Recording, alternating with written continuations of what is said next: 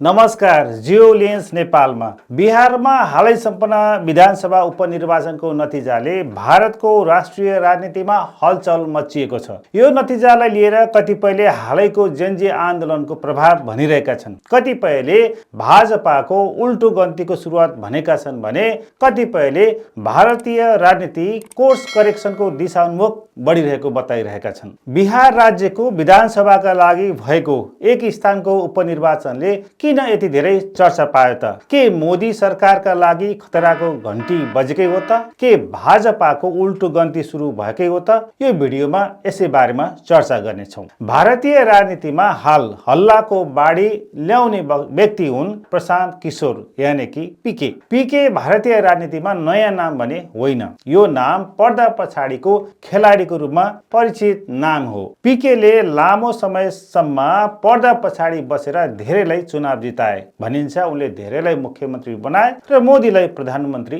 बनाए। वास्तवमा उनी चुनावी रणनीतिकार हुन्। नेताहरूको भाषणको ज्ञानदेखि मतदाताको मनोविज्ञान र सामाजिक सञ्जालमा व्यक्त हुने युवाहरूको विचारको वेगदेखि मूलधारका सञ्चार माध्यममा व्यक्त हुने तर्क वितर्कको आवेगलाई बुझेर उनी रणनीति बनाउँथे। उनको रणनीति सफल पनि हुन्थ्यो र उनले जसका निम्ति काम गर्थे त्यो पार्टीले जित हासिल पनि गर्थ्यो। सन् 2014 को लोकसभा चुनाव भारतको राजनीतिक इतिहासकै सबैभन्दा महत्त्वपूर्ण चुनाव मध्ये एक थियो। त्यति बेला गुजरातका मुख्यमन्त्री नरेन्द्र मोदी प्रधानमन्त्री पदका प्रमुख दावेदार थिए। भारतीय जनता पार्टीले पहिलो पटक आधुनिक चुनावी व्यवस्थापन, तथ्याङ्क विश्लेषण, मतदाता वर्गीकरण, सामाजिक सञ्जालको व्यापक प्रयोग र अत्यन्त व्यवस्थित प्रचार अभियान सञ्चालन गर्यो। यो अभियानको प्रमुख रणनीतिकार थिए प्रशान्त किशोर। जब निर्वाचनको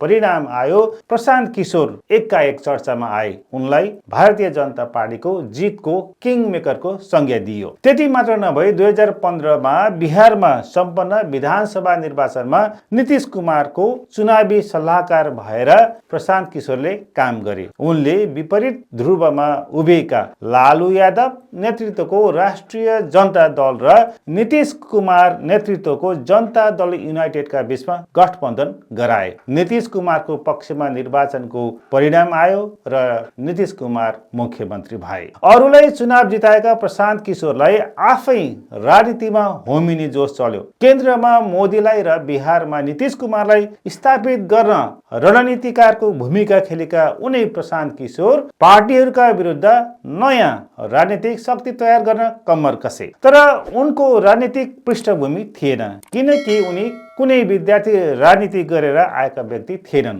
र कुनै राजनीतिक दलसँग पनि औपचारिक रूपमा आबद्ध थिएनन्। राजनीतिमा उनले फरक बाटो रोजे। दल खोलेर जनताको बीचमा होइन, जनताको बीचमा गएर दल खोल्ने निर्णय गरे। 2 अक्टोबर 2022 मा पश्चिम चम्पारणको भित्तिहरवा स्थित गान्धी आश्रमबाट जनसुरज पदयात्राको सुरुवात गरे। उनले बिहारमा हजारौं किलोमिटर लामो पदयात्रा गरे। गाउँ गाउँ पुगे, किसानसँग कुरा गरे, विद्यार्थीसँग भेटे, बेरोजगार युवाहरूको पीडा सुने, विद्यालय, स्वास्थ्य चौकी, सडक, सिंचाई, उद्योग, युवा पलायन र भ्रष्टाचारका विषयमा प्रत्यक्ष जानकारी सङ्कलन गरे। यो अभियान कुनै चुनाव जित्नका लागि मात्र थिएन, बरु बिहारको वास्तविक अवस्था बुझ्ने प्रयत्न थियो। जनसुरज पदयात्रा झण्डै 2 वर्षसम्म निरन्तर चलिरह्यो र त्यस क्रममा उनले बिहारभर व्यापक जनसंवाद, संगठन निर्माण, वैकल्पिक राजनीतिक सोचको आधार तयार गरे। अन्ततः 2 अक्टोबर 2024 मा यही पदयात्रालाई औपचारिक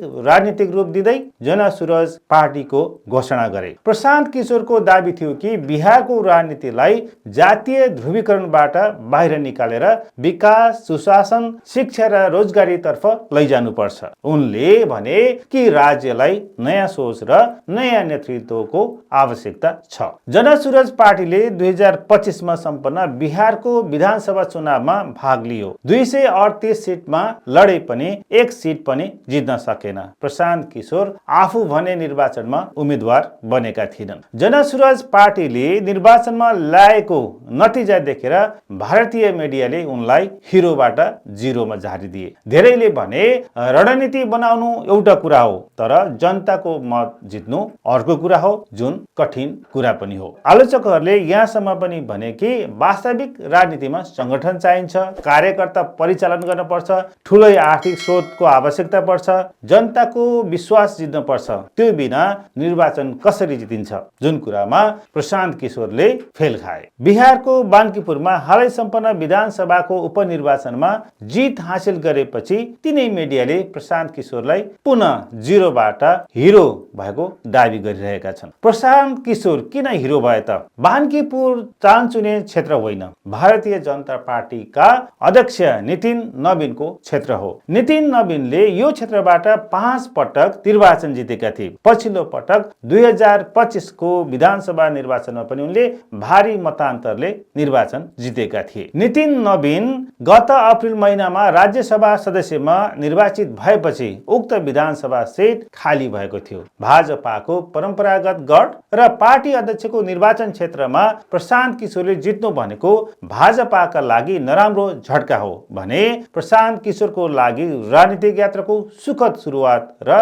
ऐतिहासिक सफलता हो। किनकि निर्वाचनको मैदानमा उत्रेको पहिलो प्रयासमा नै उनले हेभीवेट पार्टीका प्रतिस्पर्धीलाई हराएका छन्। तर के एउटा उपनिर्वाचनको परिणामले भारतको राष्ट्रिय राजनीति बदलिन्छ त? के यसले प्रधानमन्त्री नरेन्द्र मोदी र भारतीय जनता पार्टीलाई ठुलै चुनौती दिएकै हो त? पीके को जित युवाहरूमा बढ्दै गएको परिवर्तनको चाहनाको परिणाम त होइन, या भारतीय जनता पार्टीसँग स्थानीय जनताको असन्तुष्टि र परिस्थितिको उपज हो? यी सबै प्रश्नहरूको उत्तर खोज्न हामीले प्रशान्त किशोरको जितलाई मात्र होइन, बिहारको राजनीतिक इतिहास, त्यहाँको सामाजिक संरचना, जातीय समीकरण, विकासको अवस्था र भारतको बदलिँदो राजनीतिक मनोविज्ञानलाई पनि बुझ्नुपर्ने हुन्छ। स्वतन्त्र भारतको राजनीतिमा बिहारले धेरै शक्तिशाली नेताहरू जन्मायो। जयप्रकाश नारायणको आन्दोलन, लालू प्रसाद यादवको उदय, नीतीश कुमारको लामो शासन, भारतीय जनता पार्टीको विस्तार, यी सबै